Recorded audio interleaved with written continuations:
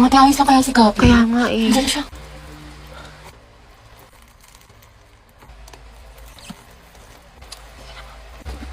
Ate, break na ba kayo ni Lucas? Hala, Nga ba, sis. puro ka single posting tsaka kalat shared po sa FB. Tapos mga ante, dinilig na niya yung featured photos nila ni Lucas. Talaga? Yung may forever Luga. Di ba? Sabi ko sa inyo, tapos tingnan yun, di mo kasabay pumasok ngayon, himala. True, tapos kita ko din yung mga My Day mo na thirst trap. Ang yummy mo doon, nakakatigas ng tea. Ay, Kimi! Allergic ako sa kiwi! Tsaka kita ko yung mga hugot-hugot mo sa IG na naka-close friends. Ay, Sabi oo. mo, I know my heart will never be the same. Pinagtagpo pero hindi tinadhana. Tsaka isip ko kung bakit ganito ang langit. Nilayo ako sa'yo, ang hirap matanggap, ang Hala, hirap parang familiar. Mayaman na siya, hindi siya kawalan. Ang ganda-ganda mo, you deserve better. Tama eh. Speaking of the devil.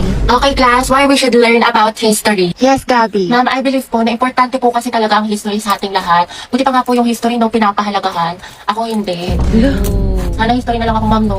Gagi si Gabi. Tsaka nakakatulong dito, ma'am, para matuto na tayo sa mga mistakes natin noon. Di tulad ng iba dyan, parang sirang plaka, paulit-ulit, di pa rin natututo. Wala ka pala pre. Payag ka no. Ma'am, yes, Lucas. Dapat po nating matutunan yung history, di ba? Para magkaroon tayo ng better understanding sa world at sa bansa natin. Di kagaya ng isa dyan, alam na nga in-game sa rank, cool pa ng cool, to siya pagalit. Ang galing.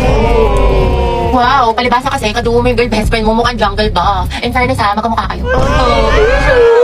Mga anak, history pa ba pinag-uusapan natin? Ma'am, di ba we learn history para di natin makalimutan kung saan tayo nagsimula? Di tulad ng isa dyan, anniversary namin, walang paramdam, walang chat, awit sa'yo. Ma'am, di ba history is a tool to explain problems in the past? Alam niyo bang usapang past, panalo na yung isa dyan. Di makamove on eh, glimpse of us yarn.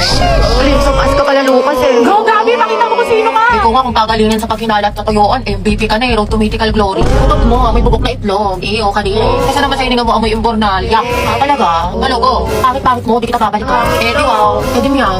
Talago? Talaga? Hi, guys! Tignan nyo, imagine kami. O, di ba, Pak? Inate, kala ko ba di mo na siya babalikan? Di kasi nag-sorry na siya sa akin. Eh, syempre ako, tao lang, nagpapatawa, di ba? Bahala ka, hirap mo Saka ipagtanggol. tingnan niyo pa itong mga regalo niya sa akin ngayong Valentine's. Nakakapay. Go sis, kunin ko kayong clown sa birthday ng pamangkin ko ha.